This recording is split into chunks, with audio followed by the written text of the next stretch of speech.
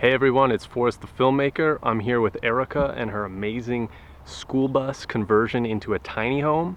I hope you guys enjoy the video. I am Erica Adlard. This is my bus. It's a 1990 Ford E350, 7.3 liter diesel. I used to work a very stressful corporate job that really didn't do it for me after a while, and so I decided to quit that job.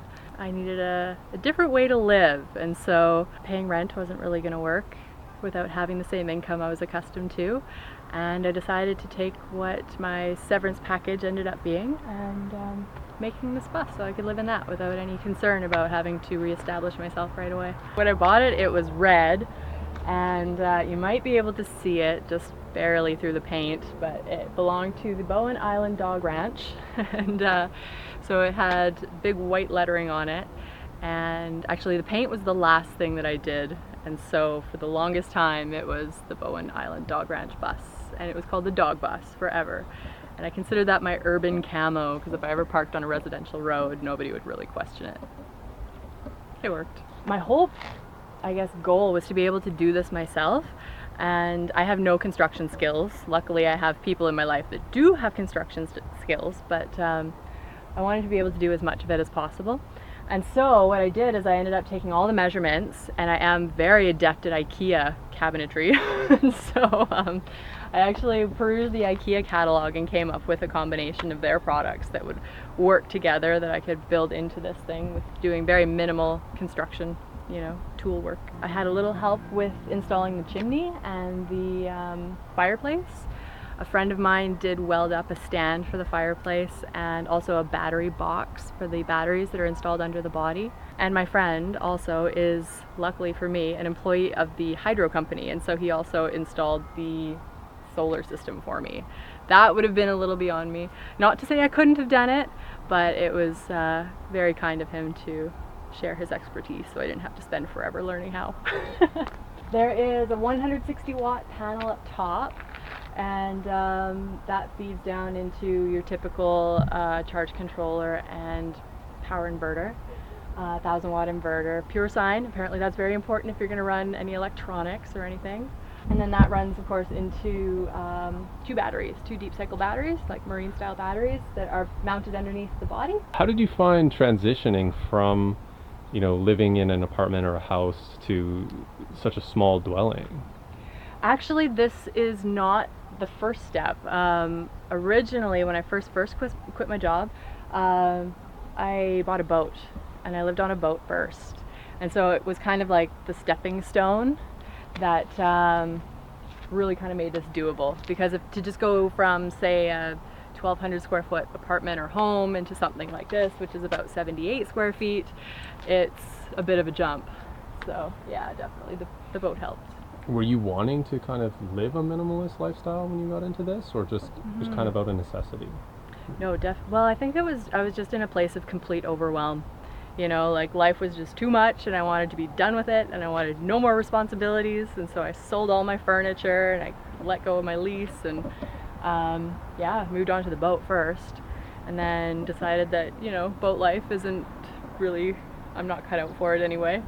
And I prefer solid earth, terra firma. That's where I'm most comfortable, and so this is basically your land version of a boat. This, of course, is the main door that I prefer to use. It's only got the one seat belt, so that's tricky depending on what your plan is. But yeah, it's fully set up for a driver. The seat, this is not the original seat that was in the bus when I bought it. I sought this one and found it in an old guy's garage up in Qualicum, and I was pretty particular because I wanted one that would swivel all the way around and that had arms that would fold down, because it's one thing to be driving, it's another thing to be lounging, and you want to have that comfort. So that was an important thing. The sofa came from a Craigslist ad. I bought this for like $100 and was pretty stoked when I found a chair and a sofa that pretty much match. It's got the ratcheting arms, so you can fold the arms up or down, and again, that's a comfort thing. I'm really big into adaptability, and I think you have to when you live in such a small space. You have to be able to make sure that your things are going to do more than just one thing, because you just won't have space that way. A good example of that, I guess, in a way, is the way I've put the countertop in. And the other thing about everything that I've chosen to use, material-wise, is it's all really simple. It's all stuff that's either pre-cut or can be cut by the guys at the hardware store, you know, so I don't have to worry about it. Not to say I can't use a saw, but I would rather not, you know. I didn't have a lot of time to learn how to do all these things, so I kind of had to operate from where I was already comfortable. Just like 16-inch laminated pine shelving. And so I've got two pieces here, and it folds all the way up this way and then folds out again this way to create a table space. And so that's helpful if you have any kind of hobbies or projects that require space. If you were to buy a standard size sink, they are generally 6 inches deep. And when you're working with such tiny space, you want to make sure that you have as much space as possible. Every single inch counts, and it either needs to be used or available. And I didn't need 6 inches worth of sink, so what I ended up doing was going to a restaurant supply store, and I got just a regular old bus pan, like a stainless bus pan, and cut a hole in the center and installed sink hardware. And it's basically set up the same as a Westphalia van, where it just drains into a vessel, a bucket in this case, or it can be adapted to drain from the bottom of the bus. But if you're going to be sitting on a residential roadway, you don't necessarily want to be dumping water all over the place. The stove itself, pretty much with everything in here, I wanted it to be really modular so that it could be taken out either for repairs or for cleaning, or if or to use it in an alternate way. So like, for example, the stove and the oven, this is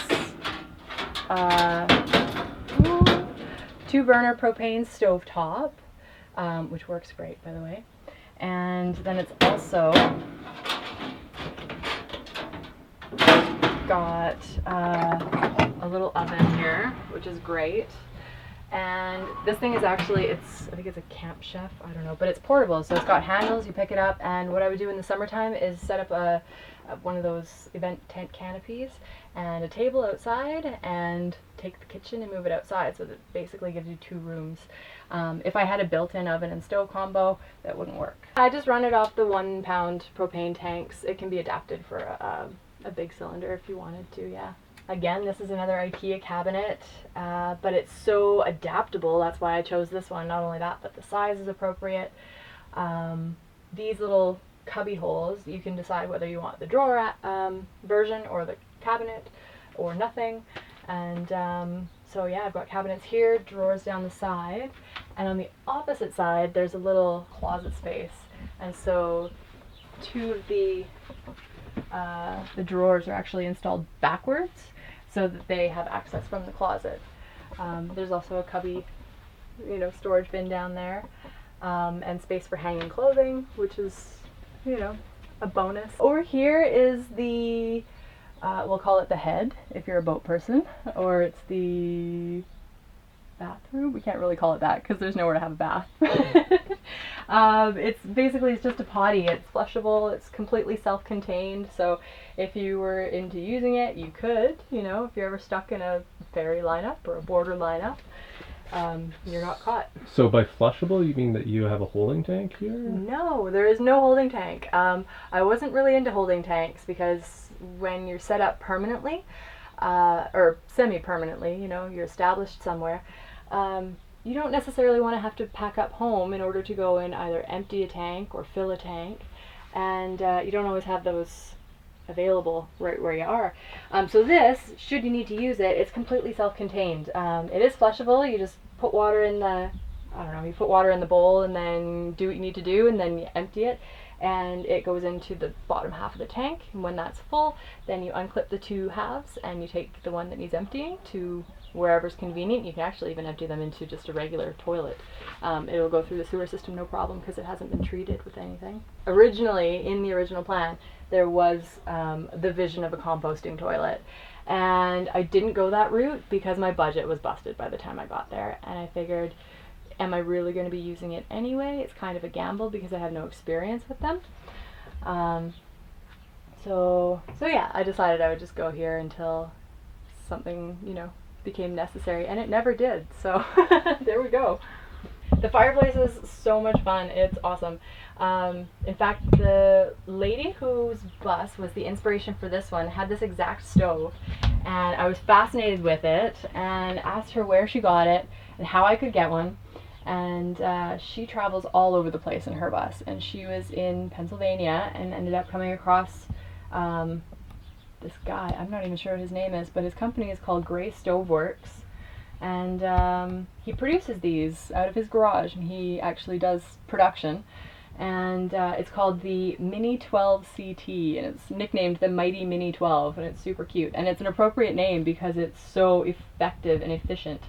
It's built just like a real big wood stove. I mean, it is a real wood stove. It's built like a big one. It's got fiberglass in the door, which was actually a must-have for me, partly because of the ambience. And it's nice to know when your embers are burning down without sticking your head in the stove all the time. And so if you look inside, it's built just like a big one. It's completely lined with fire brick. Another bonus to choosing this stove was that it's only single walled on top, whereas most of the marine size stoves are all double. And so when they're double, the heat is insulated so well that you can't cook on top. And I wanted to have a second option for cooking should it become necessary. Because you were doing a little bit of stealth camping, were you? Like, yeah. with the wood stove? Did you ever have to have a situation where you were cold and needed to use the wood stove when you were... Oh yeah, I used it all the time. Yeah. Nobody ever questioned it. I'm sure people knew, but nobody ever had a problem. I was always respectful, The window shades, yes, they are adapted from another skooli conversion that I watched a documentary on. Fantastic idea. Basically, the walls are built out, and this is where my construction skills came into play. Really, really simple with, I don't even know what this stuff is called. It's like baseboard, is that it? Just straight baseboard? Anyway, I used baseboard, cut it to length, and used something called handy panels for the wood or for the wall paneling, so that the window shade could fall in behind. The window shades themselves are corrugated plastic, 2 layers, and it's got an insulated layer inside, and then it's all caulked and sealed on the outside, and there is a trim piece that runs along here with magnetic strip, and the magnetic strip keeps it up. That's how those work. The rear window, or rear door I should say, has I was so lucky to have my mom sew me curtains. She's a professional seamstress, and so there is insulated curtains back and front. So that's that one, and the front is completely different. In fact, it's all pleated and it runs right around, so the captain's chair turns to face the living area, and the curtains line the window so you don't even see the driving cab, like it's not even there. And it's great for storage too. Behind that curtain, you wouldn't even know there's a whole bunch of room back there. It's been an amazing experience as it is, and it is what it is. And I think anytime you create anything, it is what it is, and when it served its purpose, it's time to create something else.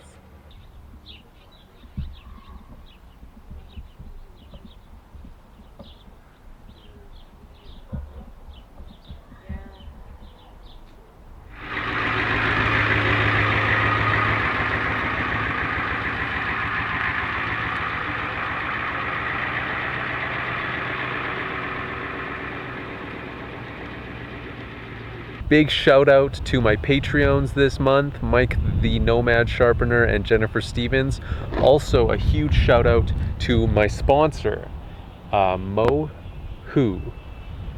These guys make awesome flexible solar panels. Check that out. Woo! This is just the 30 watt. They sent me this one.